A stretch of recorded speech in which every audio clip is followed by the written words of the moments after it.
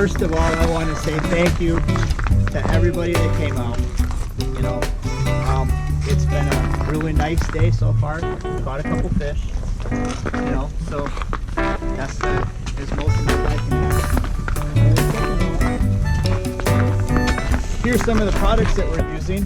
You know, we have our automatic Fisherman product, we have our snapper product, and I'll go through and I'll just kind of show you guys kind of all what this stuff is. So this is the automatic Fisherman. It's just a retractable, or it's a hook setting device that is solid plastic. You can't break these things. And I could throw it 40 feet up in the air and you'd be like, oh my Lord, and nothing will happen to it. But it's just a solid plastic made in the United States. They're made in Neenah and packaged in Green Bay. I sell them at Fleet Farm, Bass Pro, Cabela's, Sportsman's Warehouse, hopefully next year in Walmart and Dick's and some other places.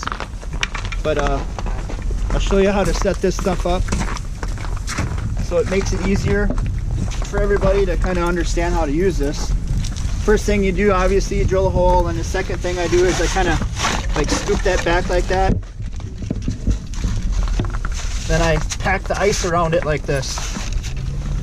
What that does is it kind of stops the whole product from like flipping or whatever. And then the next thing I would do is where my hook is and my sinker is, I usually try to keep that around 12 inches. And there's a scale on the side of it, but you don't have to be like really like spot on with it. But the reason for that is, I'll show you in a second. So just remember to keep your bait and your sinker about 12 inches away from each other. And then you can use the single octopus hook like this is what we're using for trout. And we're kind of, you know, when we use the trout, we're fishing with smelt, I mean not smelt, but shrimp, spawn sacks, and minnows. And normally when I fish a minnow, I'll put on like a number 10 or a number 12 style treble hook. And I usually hook the minnows in front of the dorsal fin. And then I'll just kind of clean a little spot out in the water, put my minnow or my bait down the hole, and then I'll just go through and I'll grab the ice stopper, and then I kind of grab the rod like this and then the ice stopper, and then I just keep pulling the line out like this. When you do this, you're kind of doing two things. You're checking the drag to make sure the drag's not too tight or too loose. So when the sinker hits the bottom, the line will coil up and you'll know that the sinker's on the bottom.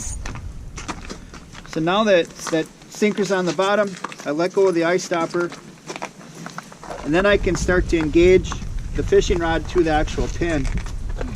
So I take the tip of the fishing rod and I put my fingers on it like that, and I just bend it over and I connect it to the triggering pin. And then I just kind of hold my hand out like this, just in case it flips off, I can catch it. Because I've already had my bait, my minnow or whatever's already on there.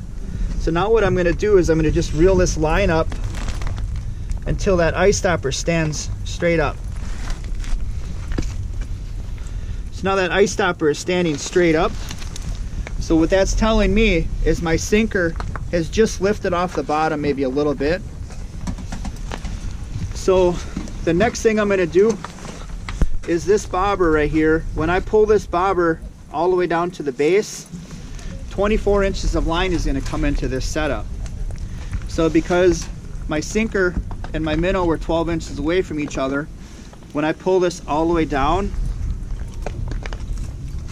now my minnow and my sinker, my minnow raised to 12 inches off the bottom, but my sinker, now it's at 2 feet off the bottom. So like when you're doing all of this stuff, it cuts that step out of putting a snap weight on the line, dropping it down, then pulling it, getting the bait all set up. Where when you do it this way, it just eliminates that step, and I know that I'm at 12 inches off the bottom. So the other thing is this bobber right here acts as a like a slack line thing, so the fish can grab that bait, and he basically has 2 feet of pure slack line to swim with that bait to get it in their mouth better. And it's also like a visual aid to help you and say, okay, hey, I've got a bite because that fish has the bobber up there. Well, I remember putting it down on the bottom. So there's a lot of things about this bobber that, you know, with the trout fishing you don't exactly need it, but when you're fishing walleyes, perch, and crappies, and you're fishing minnows, it's a really big part of the product to let that fish grab the bait, run with it, or grab the bait and drop down to the bottom to take that bait and swallow it a little bit better and then swim away with it. So the bobber is a huge factor when fishing those walleyes, perch, and crappies. But when I'm fishing any other kind of a fish, I usually have the bobber set just like that. So now the second that fish grabs that bait, the rod's snapping up and setting the hook in the fish. And it's like for fishing big pike, you can actually hook a fish right in the corner of the mouth rather than having to, like with a tip up, they swallow the bait. You know, you'll get the flag will go up, and then you don't usually run out there until that second run. By then the northern has that bait pretty much swallowed, and you're fighting that fish, and you're ripping its stomach apart. Where with this, you don't ever get that, because the hooks are usually hooked right in the corner of the mouth or inside the mouth somewhere. So, and how it works is just like this. So if we had this set up for walleyes, a walleye would come up, he would grab that bait, and he's gonna just drop down to the bottom. So now that walleye is sitting on the bottom right there, and you'll see the bobber basically right next to that trigger arm. But that walleye is basically just scaling that minnow and positioning it so he can swallow it head first. And then 1 beat with the tail, 2 beats with the tail, the 3rd beat with the tail, the rod snapped up and set the hook in that walleye. The purpose of the rods is to get enough hook set to separate that minnow from the hook. And when you can do that, you know, if you have 3 barbs coming into a fish, you're going to have a much better chance of hooking the fish. Where if that minnow is still hooked to that hook, that treble hook, when he comes in and tries to hook that fish, there's too much bulkiness there, and sometimes you'll miss those fish if you're fishing a lighter action pole. So that's why a lot of the rods we have are a little bit more stiffer, a little bit more stout to really pull that hook and set the hook in them. And then, so like, you know, we had our bait set up, but the last thing I would do is, this is called the ice stopper right here. So what this does, early in the morning today it was super cold out, and the holes were freezing in with a 1/4 inch of ice in about a half hour. So now it's a little warmer out, so we don't really need the ice stoppers. But when it's cold out, to get this apart, you just put it in your left hand, put it in your right hand, and you just put your 2 thumbs together and you just snap it apart. And to fill it up, I put my finger underneath it like this, and then I fill it up with my bottle of solution, which is right behind it. You know, so then I just fill it up right to the top, and then I go through and I snap the 2 pieces together, trying not to pinch the line, because if you pinch the line, now it's not going to work and you're going to wreck your line. So I make sure that I snap it together like that, and now it can go in the water. So basically now that hole can freeze up with ice, and it'll lock that ice stopper into the hole like this, but the line will still go through there really easily because of the solution that's in there doesn't freeze till 50 below zero.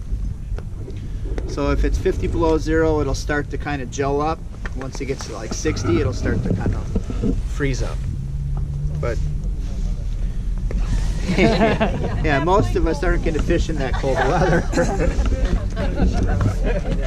I'll be there. Maybe if I was in the shack.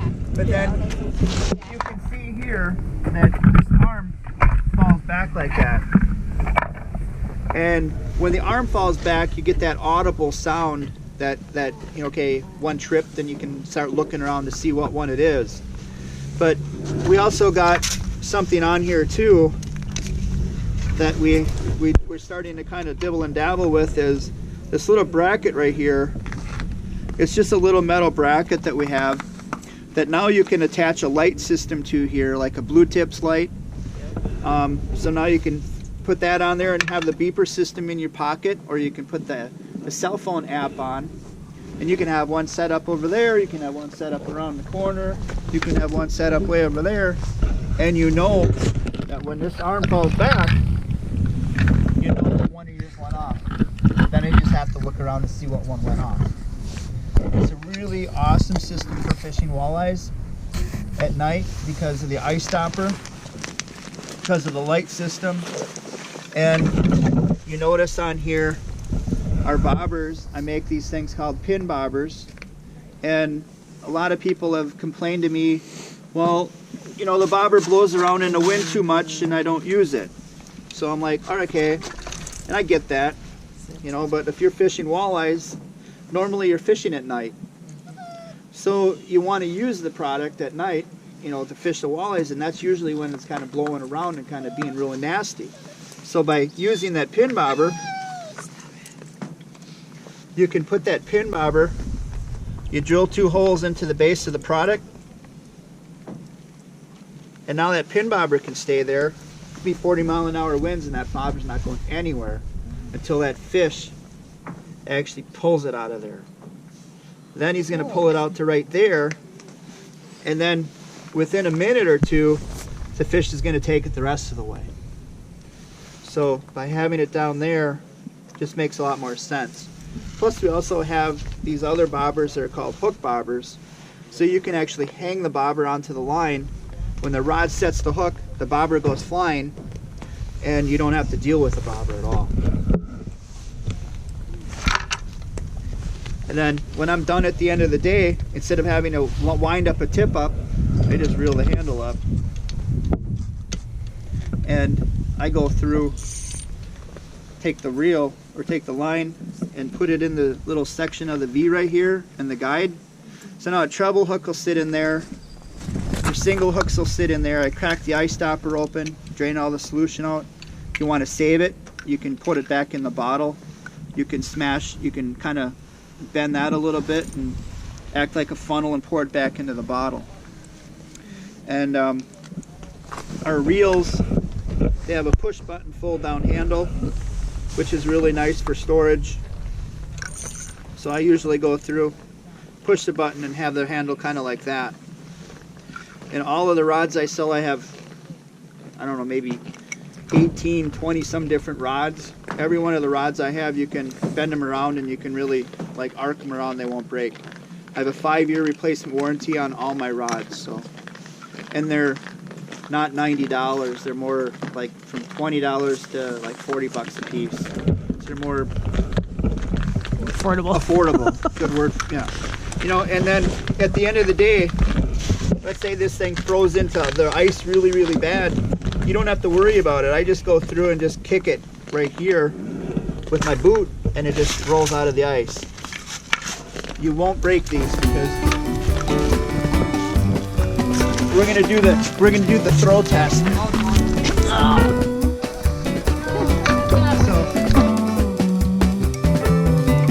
Just laying it down. Let's see if you can hit him. So can you follow this? Hopefully you can. Okay.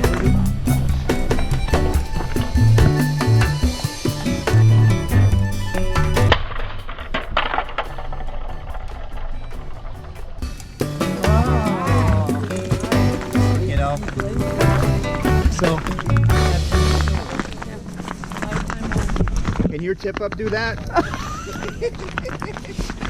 I know the automatic Fisherman can.